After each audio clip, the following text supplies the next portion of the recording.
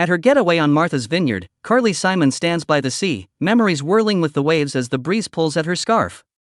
Her glitzy career and delicate ballads conceal a darker side of betrayal, disregard for the arts, and unhealed wounds. She doesn't talk about them much. However, the anger is present, humming beneath the melody, concealed in pauses, and tucked away between the words. Carly Simon came to secretly hate these 6 musicians, not only because of who they were but also because of how they made her feel. Linda Ronstadt's first betrayal was very painful. They were frequently grouped together, vocally driven, emotionally honest, and extremely successful in the late 1970s. They even exchanged backstage secrets, smiles, and stages for a time. Carly truly appreciated Linda's strength, her ability to speak clearly, and her quiet command of a room. However, adoration turned to despair when Linda unexpectedly received a dream project from a mutual producer Carly trusted. It was more than a squandered chance. It was a stomach punch. Carly had put a lot of effort into getting ready for that assignment. It felt like a personal betrayal as well as a business one when Linda accepted it without even calling. She was never confronted by Carly.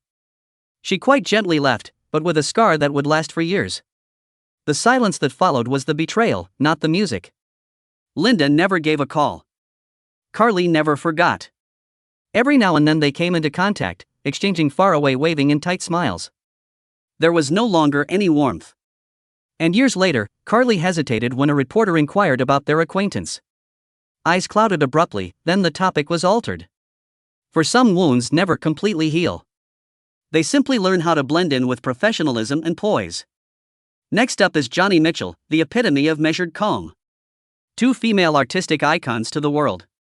Behind the scenes, however, there is icy rivalry disguised as admiration for one another. Carly used to admire Joni's poetic skill, her ability to bring order out of chaos and poetry into suffering. But when they shared a studio in the mid-1970s, adulation gave way to subdued disenchantment. With her arms crossed and a detached demeanor, Joni started talking almost immediately. She accused Carly of singing after describing her voice as lovely but not raw. As if she still feared heartbreak. Carly took it like a dagger to the ribs since she is so sensitive and constantly uses her art to find connection. No chord could match the volume of the words. She had admired Joni, but she was treated like a pupil pleading for recognition. Their relationship never got back to normal. They avoided each other at industry gatherings, their eyes never quite touching and their grins frozen. There was only electric tension that remained unsaid and unresolved, no blowout or dramatic rupture. What would have been a poetic sisterhood or a strong friendship turned into a chilly silence. There are women you root for and women you learn to avoid, Carly once remarked. Everyone knew Joni's name, even though she never mentioned it. People close to her claimed they could hear Joni's shadow flickering in every note as she sang about women who used their intelligence as weapons. It starts with War and Betty, the most notorious resentment. The topic of that song, indeed. They had a quick and intense relationship. Charm, ardor, and dishonesty. Warren was charismatic, almost intoxicating, but ruthlessly self-centered. Captured by his charisma, Carly fell hard. Thinking she had met someone who was interested in her beyond her public persona. It seemed real for a second. Hotel rooms filled with whispered hopes, romantic dinners, and laughing. However, it was short-lived. Like a never-ending storm, the lies came quickly. Other females. Partial truths. Disappearances. Disengagement of emotions. Carly clung to the hope that she would be sufficient. However, when she eventually recognized the delusion, anger became the coldest form of her sadness. She wrote, "You're so vain, not just to make fun of him but also to maintain her honor and immortalize her suffering." It was a wound set to music, a protest. She acknowledges that he knows it's about him even after decades have passed. The resentment and the pain never really went away. Because certain betrayals are permanent. They simply look for fresh verses to haunt. Then came Bob Dylan, the critic disguised as a poet. Once, they worked together for a short while. Carly was thrilled, even optimistic. She had grown up admiring the voice of Dylan, who was a legend. She was excited, receptive, and prepared to produce something extraordinary as she entered the session. However, Dylan mumbled through rehearsals as if he couldn't be bothered, arrived late, and gave a dismissive greeting. He hardly looked her in the eye, interrupted her in the middle of her statement, and completely disregarded her contribution. Not only was it unprofessional, it was humiliating. Instead of treating her as a peer, he treated her like an opening act. Carly encountered a wall of indifference after basing her career on emotional openness. With tears behind her sunglasses and a damaged confidence, she left the class early. The rejection wasn't the only thing. What hurt was the lack of concern. He didn't dispute. He didn't engage in combat. He chose to ignore it.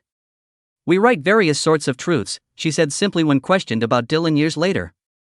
Those who knew her, however, were aware. The way he made her feel invisible was something she would never forgive. That one session turned into a pivotal moment when idolatry gave way to something more abrasive.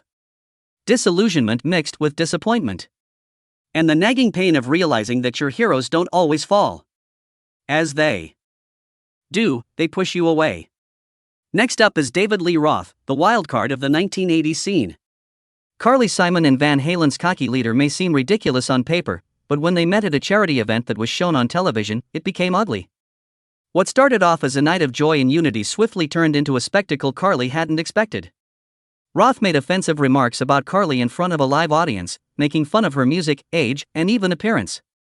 Carly stood motionless, her poise her only defense, while he strutted around the platform, laughing at his own insults. The cameras were filming, so she laughed pleasantly, but on the inside, she was breaking. She sobbed uncontrollably backstage. Her dignity in ruins, her cosmetics smudged. It was humiliating in addition to being offensive. Dressed as rock and roll, she subsequently described it as a public humiliation that revealed how easily louder, brasher guys could use women in music as punchlines. It resurfaced the wounds she believed had healed, the ones from interviews where her talent was disregarded, boardrooms where she was not taken seriously, and stages where she was more than damaged. The insult wasn't what hurt the most.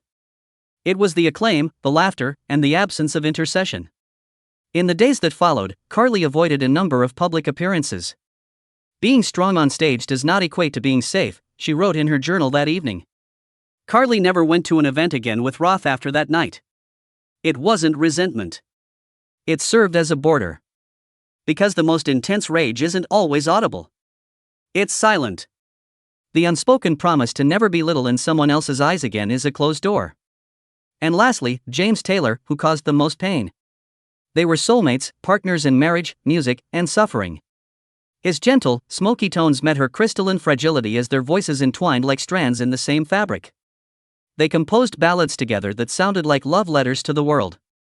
But chaos lurked beneath the beauty.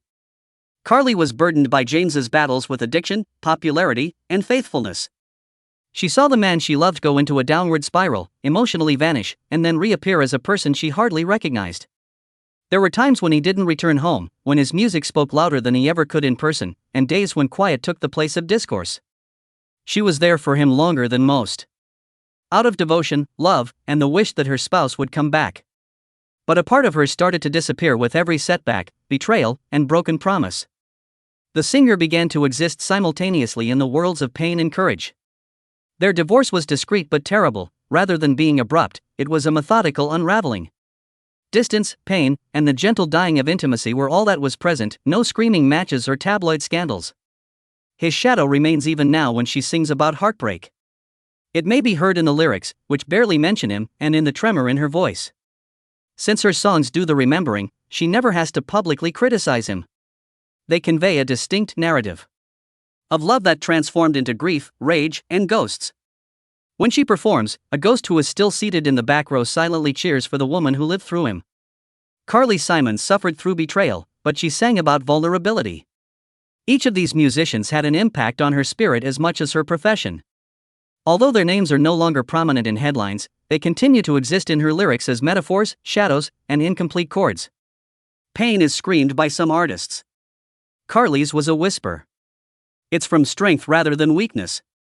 Her craft was survival, not retaliation. Even when parts were gone, she pieced herself back together with every melody. Their echoes may be heard in her verses, in the breath she takes in between words, and in the melodies that sink right before the chorus, even though she seldom ever mentions them by name. It's in the crescendos that don't quite soar, in the anguish she never bothers to hide. In the lyrics that seem to still hurt to pronounce because they pause on specific words. Carly Simon sings it in harmony, in falsetto, and in grief because she doesn't shout her anger. If you listen carefully enough, you can still hear it in every quiet piano note and unresolved harmony. Her voice became a space where grief could spread its legs and where bitterness could dance without apologies. Every pause between verses conveys more information than any lyric could.